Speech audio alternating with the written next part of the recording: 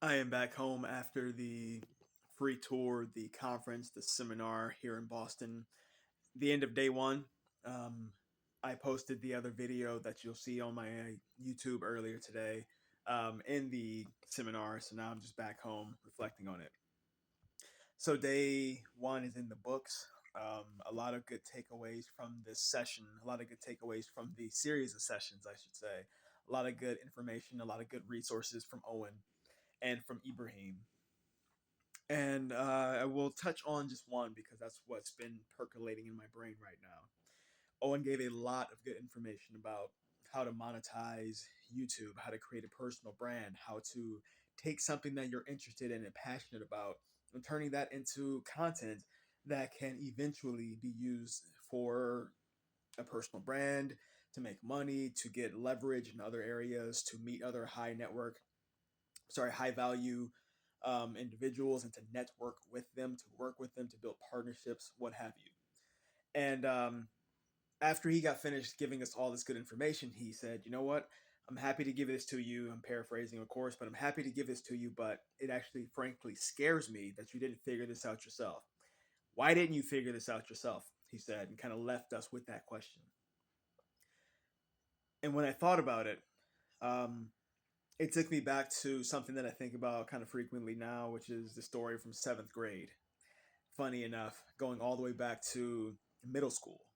And I played football I played football in seventh grade. And at the time, I liked football. I didn't know a ton about it. I didn't really know a ton about sports. I didn't play very much outside of baseball when I was a kid.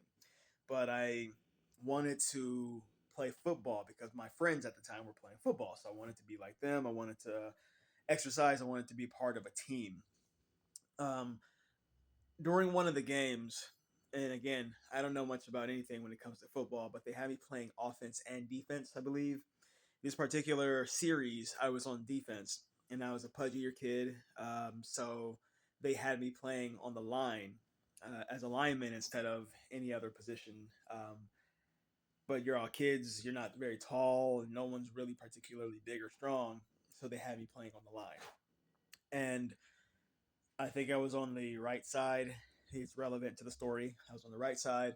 The quarterback, or sorry, I'm forgetting the positions of football. It's been so long. The center snaps the ball to the quarterback, and the entire game I'm just running up against the tackle or the guard and on the offense.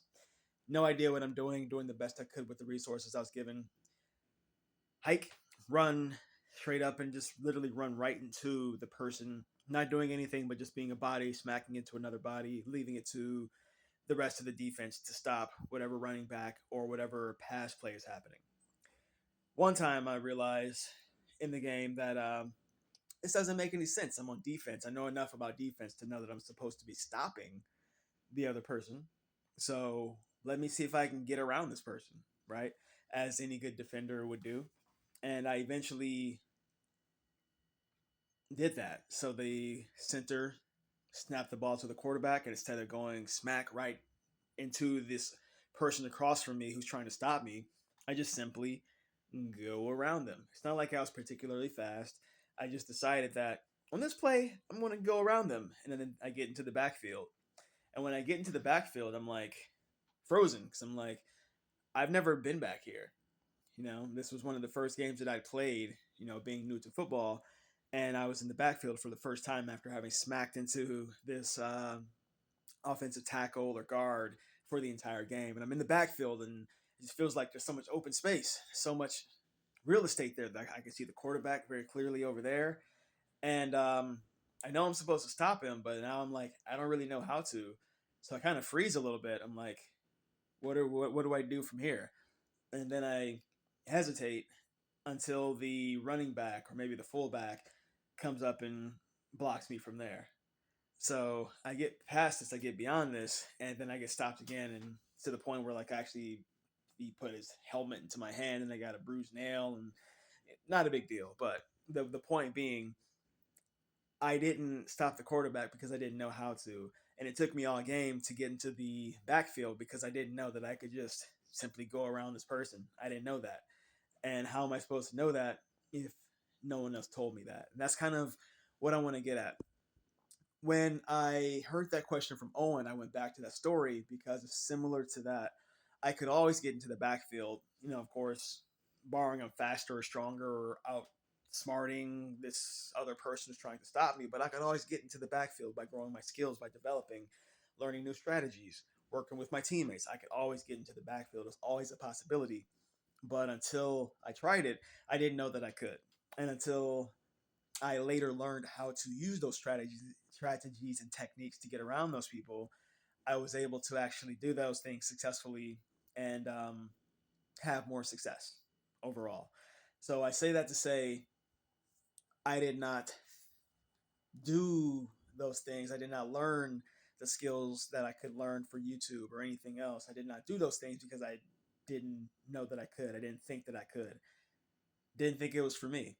And there's something with my psychology that I'm still working through, that I need other people to prompt me for those things in order to actually do them.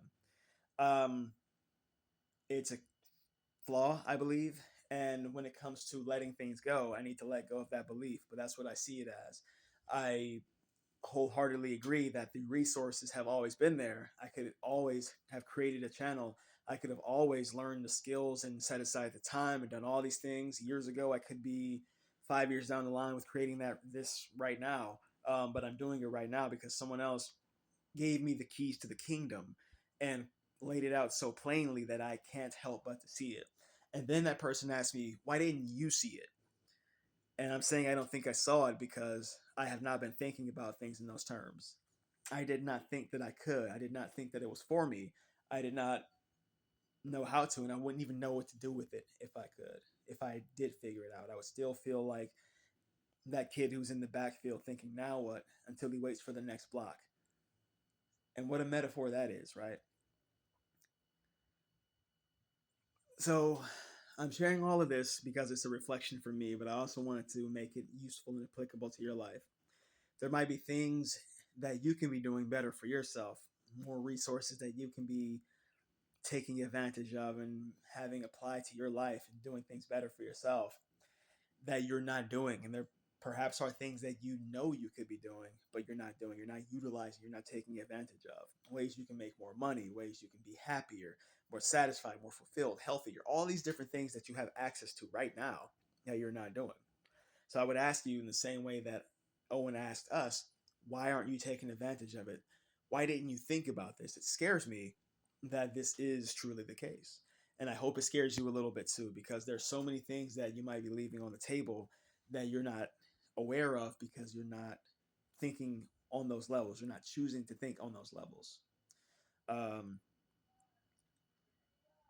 so I wanted to share that. It's after midnight.